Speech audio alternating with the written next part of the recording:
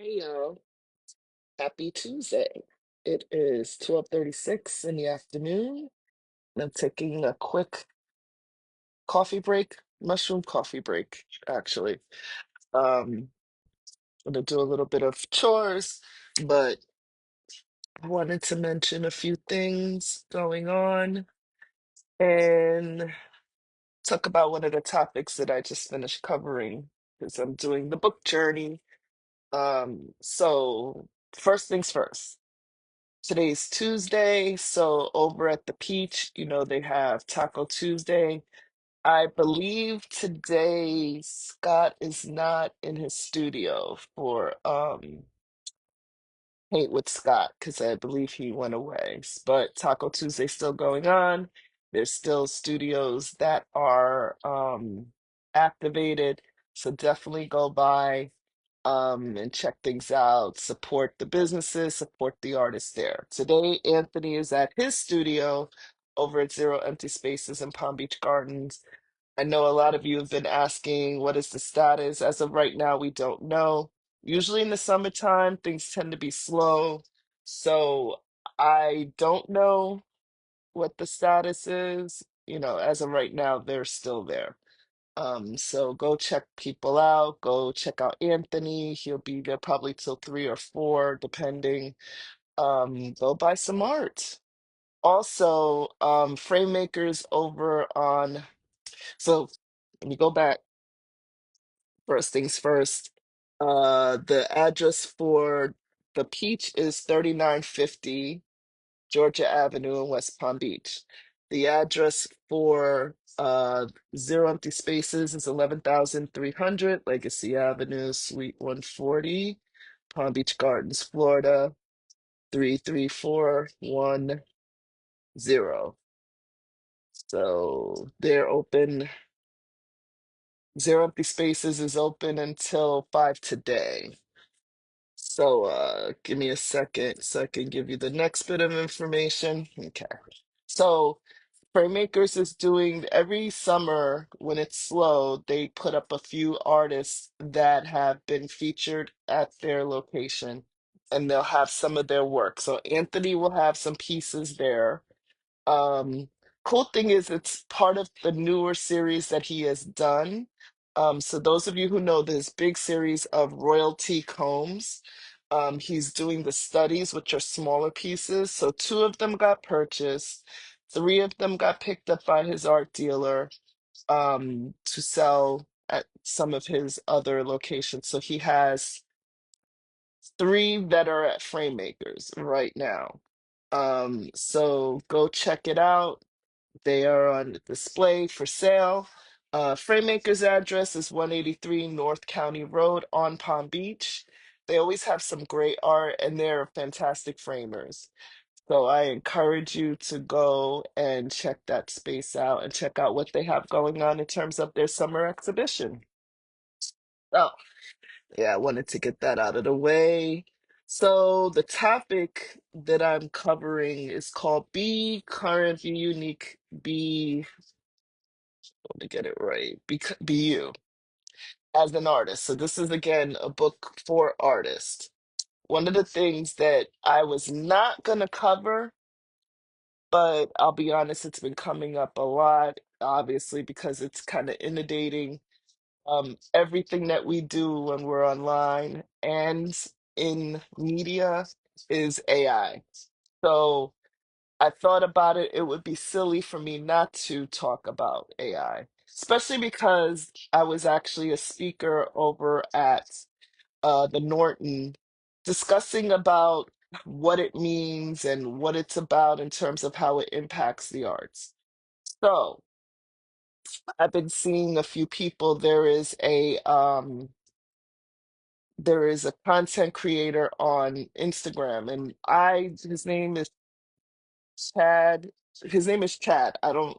He has like a weird last name. Connected to his thing. It's not his last name is probably not weird. I just know that I can never remember what his actual last name is. But he's wrote many books. He has been in Hollywood for a very long time. He's a young guy, but he has pitched. stuff in Hollywood. He has had programming done in Hollywood. So he speaks from the Hollywood perspective. And he put out this bit of content which made a lot of sense. And it made me rethink my position in terms of AI. I know we're all afraid of how it's impacting us artists. So, a couple of things that I keep reiterating in this book throughout the book is that if someone has an interest in something that is against your interest, they were not meant to have your work in the first place. Not everybody needs to have your work. Let's be clear there.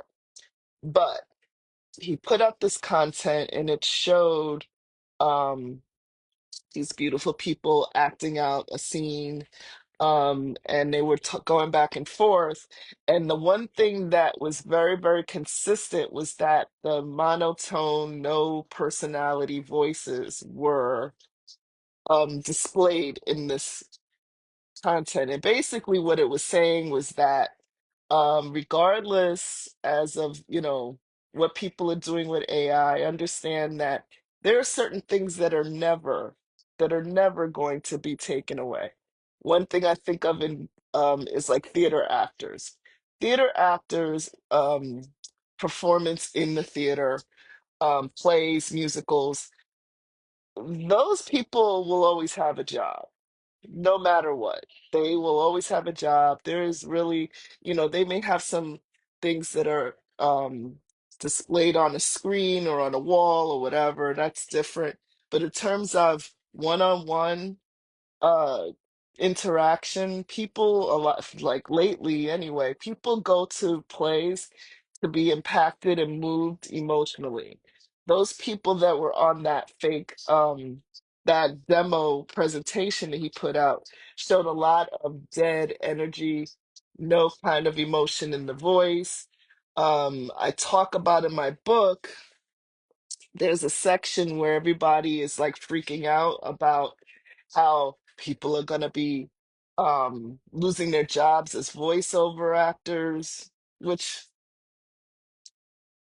eh, people are going to lose opportunities to sell art. Absolutely not. Um, and I mentioned how, we see all these really beautiful people, these models, because they're now that's the big argument now. They're using AI models as opposed to real models. Probably in some cases, but what I was saying, what they have to do to edit a lot of this stuff is going to pretty much cost the same amount of money as if they just hire a regular model. Um, People right now are really absorbed with real people and people that they know and are connected to. Um, right now, the ball is in those people's courts. When they do contracts, they need to be able, and that's the last part of what I'm going to be talking about here, not allowing folks to use their likeness in content, in photography, in movies. It has to be in your contracts and it needs to be consistent. And you need to have your attorney write up something that pretty much protects your likeness in that industry. In terms, like I said, of the dead voices, if you don't know what I'm talking about, the dead voices, go onto YouTube. Don't go to something like Watch Mojo because they actually have people who do that. Go to some of the topics that have to do with, I don't know, like old Hollywood. Like I'm like inundated watching these old gossip about old Hollywood people. One of the things that's been consistent, there's actually two things that's consistent. One of the things is it's the same guy on everything. Second is that sometimes he mispronounces words. So let's say the word is resume. So resume, has the hyphen over the E, I believe. Um, what ends up happening because the person didn't hyphenate that word, they will say resume. Also, think about words that are in tenses like read and read. Sometimes the word is mistensed. So when they meant to say read, they'll say read and vice versa. um, Famous people that we all know, mispronunciations of their names because it's not, may not be phonetically. pronounce properly, so they'll mispronounce a name. And the fact of the matter is, there's no personality or energy in the voice itself. It's just reading for days content that whoever created it created. And it could just easily have been someone says, look up information about Marilyn Monroe. So what they do is they pull information off the internet, and I talk about this as well. They pull information off the internet. They grab content of her. What they also are grabbing is stuff that's just thrown on a page. So what ends up happening, let's say another actress, Dorothy Dandridge, they grab images of her, and also remember Halle Berry acted in a movie about her. So then they put images of her, and it's put into the spread, and then they have information about her that may or may not be accurate, and all the verbiage is half right, half not right. Some of the images in the video are half right, half not right. The reason I tend to not catch it in the beginning is because I often am listening to it as I'm doing something, so I'm not watching it on the screen.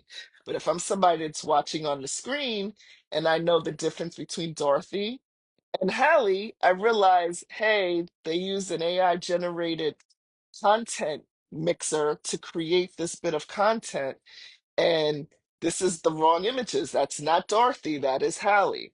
I'll give you another great example. I've been on this binge of watching A Different World.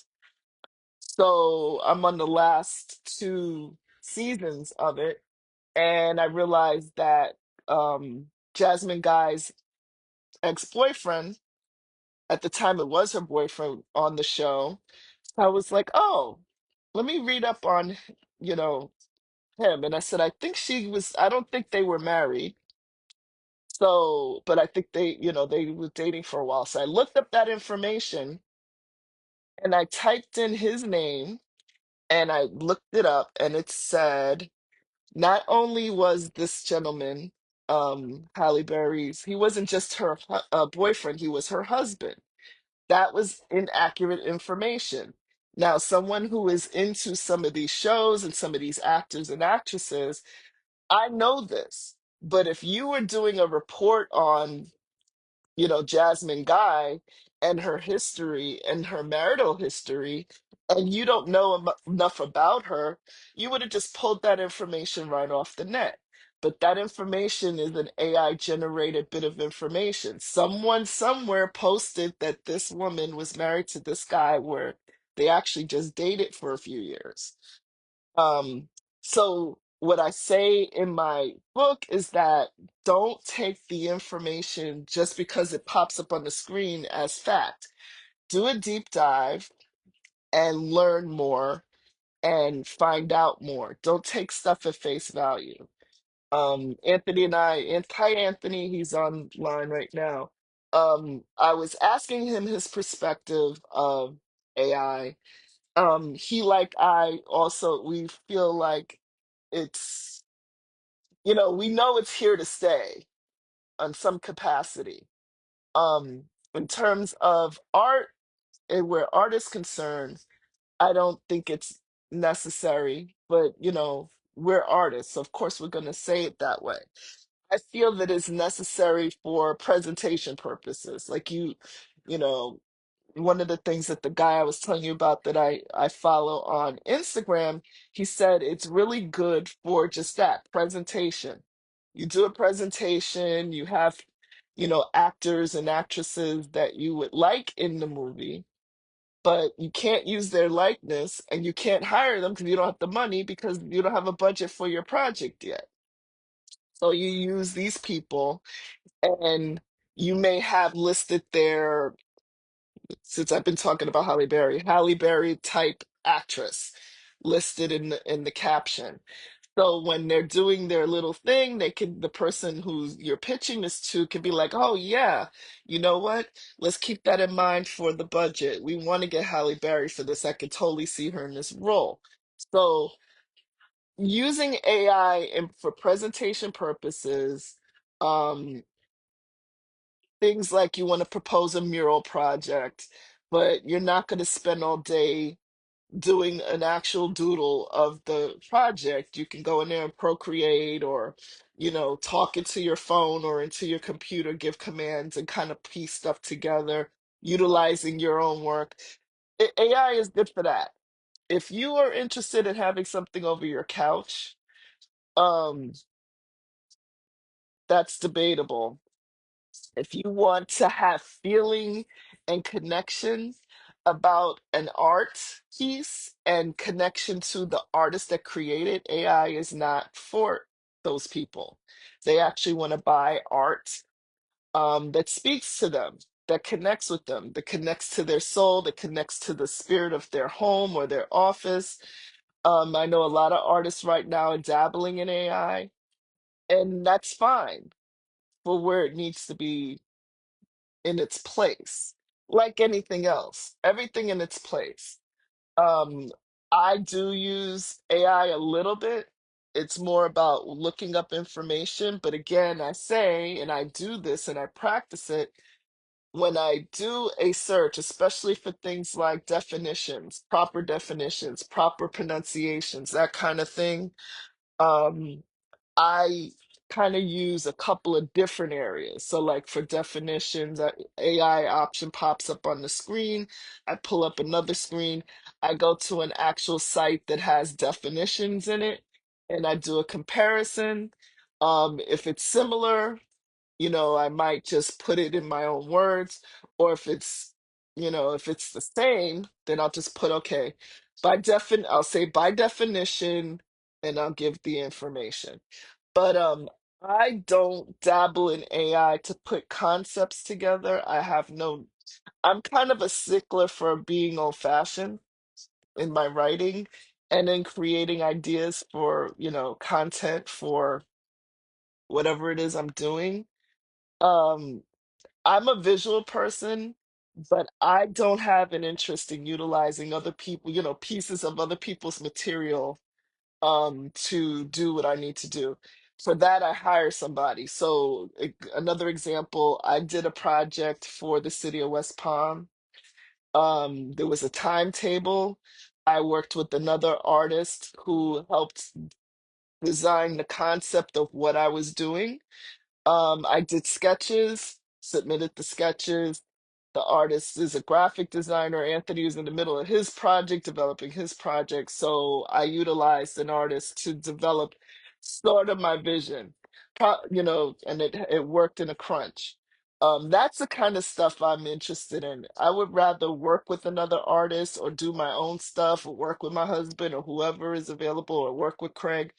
Um, to come up with ideas in that area. I don't have an interest in having some random images, you know, that have nothing really to do with what I want to convey. And like Anthony and like Craig, they have souls in their work. So those would be the people that I would reach out to. Um, or Michael Hall, who I reached out to. Um, Yeah, so that's just me though. In the book, I constantly reiterate that I personally would not recommend. That's not saying that folks don't need to do it. And I even say in some cases, I'm not saying for you not to do it, and I'm not telling you to do what I do. I'm just telling you options, giving people options. I feel like over the years of just working with a lot of artists, I feel like society has made us be one track in our thinking, and we're supposed to be creatives. We are supposed to be able to come up with many ideas and target which one really speaks to us. And what I'm finding is that society is starting to push us or has been trying to push us to think a certain way. Part of the reason that artists are great is because we tell stories for its truth. You may not be happy with the statement, you may not be happy with the approach, but it's our voice to tell. And like what's going on right now, there are artists that are in real time creating things and how it's impacting society. Yeah, you could spit it into Chat GPT and say blah whatever, whatever, whatever, and then this thing comes up and you post it as a meme in the end. But I like the fact that I think creatively and think critically. The reason that I chose art as a career is just for that. I went to Catholic school where, for the most part, we were told how to dress. We were told what we were allowed to study. We were told certain things. And because I'm a rebel, certain things didn't fly. Like, after a while, learning history a zillion times between middle school and high school, and it was all the same. After a while, I got bored. And it wasn't because I didn't know the information, it's because I didn't care anymore. I wasn't learning anything new. I didn't realize that at the time. Maybe my dad realized it, but just kind of let me figure it out. But my uncle picked up on it and he schooled me on it. So when I got older and I thought back to all the people in my life, I can't fault my teacher for the fact that he's required to teach these things because that is what he's paid to do. It should have been up to me the way I challenged my art class.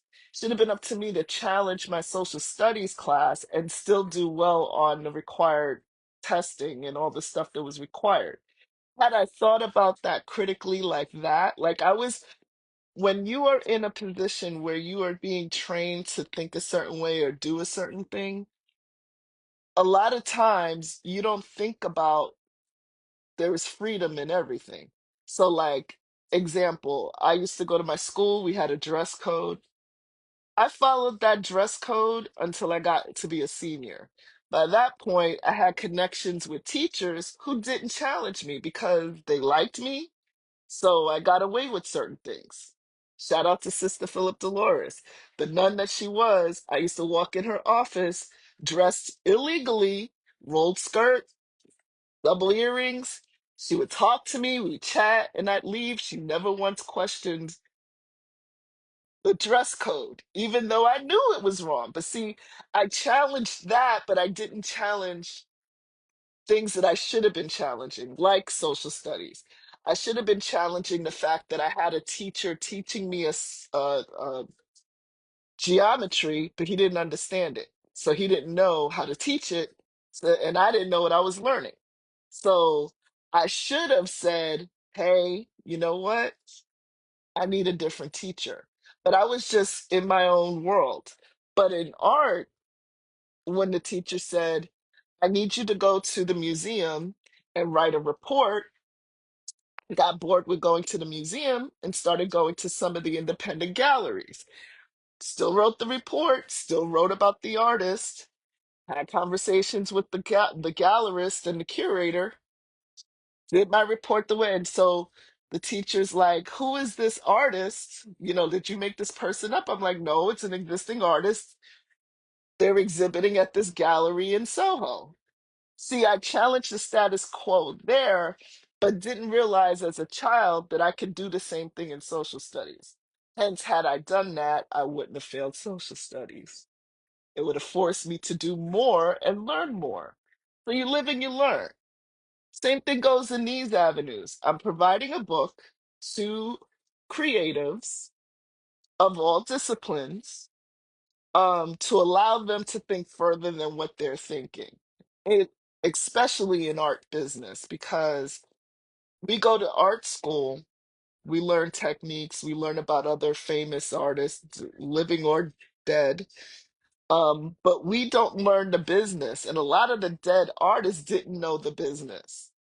They were hired to do a project. They got paid, some very well, some were well taken care of, and they were able to pursue what they wanted to do.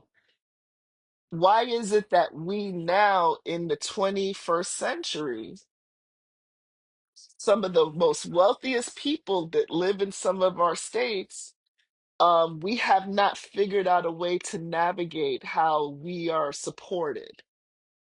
Um, that's a question for another day, but providing tools to artists can make them think differently about where their livelihood can come from. Some artists are kind of conditioned that the only way they're going to earn a living is to just create art and people are going to buy their art. But guess what? Right now, we're in different crises. So artists have to be more creative in thinking about how to earn a living. I know some artists who are doing just fine in this. Craig McGinnis is a really great example of an artist that has figured it out. He would like to be in solely the fine art sector, but guess what? Fine art is like this. Commercial art is consistent. So he's figured out several different pathways of earning capital in the commercial art realm. We went to school. He went to the same school we did. My husband and I, we all went to school for commercial art because we were already artists. Nobody could tell us otherwise. Um, I challenge artists to start thinking about that, whether you're making money in material that you're putting stuff in, licensing, putting your work in areas where it could be sold in other places, um, being hired to consult. There's so many different ways to do this. I think we got to kind of get out of our head that we can only do one thing. Again, the conditioning of society. And then what society has also told us is that we are starving artists. And the only reason we're starving is because we're not putting our best foot forward to do anything else. And quite frankly, the most educated people are creatives. Don't get it twisted. I got friends with PhDs who are artists. I got politician friends who are artists. I got doctor friends who are artists. We are all, if we weren't smart, some of the things that we put together would not be put together.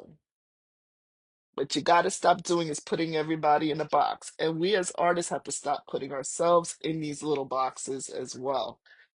So, going back to the AI thing, I think what you need to do is challenge yourself and see how you can make it work for you. Like I use AI for editing. What's funny is I'm a little OCD, so when it's read back to me and I hear them mispronounce a word that I know it's supposed to be a certain word, I find myself reading it back to them. That's just habit. I have this habit. As I've gotten older, it's gotten progressively worse, but I digress. Um, Understand what your rights are, especially on in the World Wide Web. Certain things you're signing up for, you're stuck with. So if you said, "Hey, I'm gonna sign up for Facebook and I'm gonna post 5 photos daily," then guess what? Part of the permission you are giving them to be able to access your content. So don't get mad when your image is used in an ad on something that you don't use because they got permission. So that company bought the photos from social media. People don't want you to know that. And you gave permission for them to use your content. So, like I said, short of you registering all your content and debating with a really great high priced lawyer to dispute it, you can say, hey, you can go and dispute it and say, cease and desist. If you don't remove this image that is mine and I can prove it's mine, um, take it down. Company might just take it down. They don't want any problems. They didn't pay a lot of money for the image. It's not worth it to them. They'll just grab another image that they bought. But for the most part, understand that there's really nothing you can do. And it's sad to say and it's scary to say, but there's really not a whole lot you're gonna do. Because somewhere else, somewhere in another part of the world, someone is using one of your images. Now, question is, if it's something that is inappropriate, by all means, you have a right to be upset. Um, but this is what subscribed to. I give a whole thing about a certain app that I won't name here I participated in their missions for a long time. But what happens is if I submit 5 missions and I win money from one of the missions, guess what? Those other images is fair game for them to sell to a company who would choose to pay $50 a photo versus paying me to be a freelancer for those images. Because it's cheaper just to pay $50 a photo, right? So I talk about that, and people need to understand when you sign up to these apps and these websites, that is what you're subscribing to, and you got to be clear on that. So there's some people on here that don't even have a photo of their face online. They just would rather interact, and more power to y'all. Um, there's not a whole lot of interaction I do with a lot of people like that, unless I know them personally. But I get it. Running social media is a lot, but it's also about what I just explained to you. So you got to be clear. What am I doing? Am I okay with this? I've been on the internet a long time. I was on MySpace, I was on Blogger, I was on classmates.com, I was on all kinds of sites. So, and I know, even back then that some of these sites probably are utilizing my images. Something I got to deal with. Can't take it with you. Just like money, can't take it with you, but you got to understand what you're subscribing to. Hey, Jamal, and just be clear. So I think it's necessary for people to know their position online, their position on platforms like Microsoft and Adobe that also utilizes your content, and that's where a lot of these chat GBT images and all that stuff comes through those platforms. So be clear, responsible, do your research, and just understand, unless you go off the grid, it's part of our life now, and we got to figure it out. So literally, that section of the bigger section is almost done. I just have one more. I got to talk about contracts on there, and then I'll be done with that portion. But the whole portion of that particular chapter is about artists being a lot more individualized versus utilizing what's out in the elements. Elements meaning computer, meaning online, um, using platforms to be your resource material versus going out into the real world, interacting with real people, reading books, um, traveling. Let that be your source and your resource material for what you're doing. Like, I know Lupe Lawrence is a great example of this. Every time she travels, she takes photos of different imagery, and that is what she utilizes for her paintings. That is an example. I have a friend who is a writer. She goes out, she likes to travel, she likes to hike. A lot of her written stuff has to do with her, partly what's going on in the elements and partly what's going on in her mind and putting things together. I do the same thing. There's like a whole book that I did, and it was about basically my journey up into my 20s and how I felt as a teenager, um, up into before I got married, and how I felt, and everything that I wrote in there, whether it was poetry, whether it was words of affirmations, was all based on lived experiences, connections I had with people. It wasn't stuff that I saw online. Because at the time I was posting a lot of my poetry and written material online, and people didn't realize I was the writer of that stuff. So yeah, use what's outside as part of your journey. Carry around a camera, not just your phone, but a camera, and photograph. You don't have to be using it anything but reference material for yourself. But if you need to use your phone, then use your phone. But find a way to appreciate what's out there. I teach that to my young students, to stop using your tablet or your phone as the end all be all, the HD concept. I try to explain to my students that your eyes are no longer trained to see depth perception, because you spend so much time on these, foreign, because it is foreign technically, these things that you're looking at. So you think it's three-dimensional in HD, but actually it's still flat. And they have a problem understanding. Like, I'm looking at my eyes right now, the depth of it, because I can train my eye to do that, go flat, go from looking at things for so long. But honestly, unless you're outside or, in great lighting, it's hard to tell the difference in three-dimensional aspects of life. And a lot of these kids are not as well developed in their drawing skills because they're so busy working with these doggone phones and these tablets. They have to start learning how to create from real life. So part of what I tell my students, and I reiterate it to their parents, please take your kids outside, take them to a park, have them sketch from real life as part of an exercise. Some parents listen to me, some parents don't. The parents that listen to me, their kids end up getting into Dreyfus and Bach. The other parents that kind of take life, they want their kid to go to these art schools, but they're not willing to listen to what we're telling them. So the ones that listen are the ones whose kids get into the school. They're the ones that I see a drastic change in the way they create.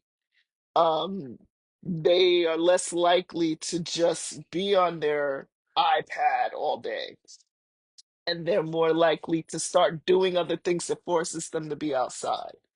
I tell them, when you're riding in a car, look at the clouds, watch them transition. It might sound corny, but that's what we did. You know, when you're walking, sometimes they tell you not to look down, but I challenge them to look down. Look at the cracks, look at how they transform, look at the splotches in your art class, look at how paint landed on the floor and dried. Do those kind of things to make you start being more creative in the process. Adults, we gotta start doing the same. If I'm teaching kids this, we as adults have to do the exact same thing. So that's it for now. I'm gonna get back to this as soon as I take care of a few things in the house. But again, go check out the Peach tonight. Go by and get Taco Tuesday. They have $5 margaritas and they got $3 tacos. And go over to some of the open bays. Again, I'm not sure if Scott's in town to do paint with me, but resume that next week with him, if anything. And go check out Anthony at Zero Empty Spaces. I know there's other artists there. I just don't know who they are. So go check them out. Go invest in something that they have created. Commission an artist if necessary. Um, yeah, that's it. So talk to y'all soon. Deuces.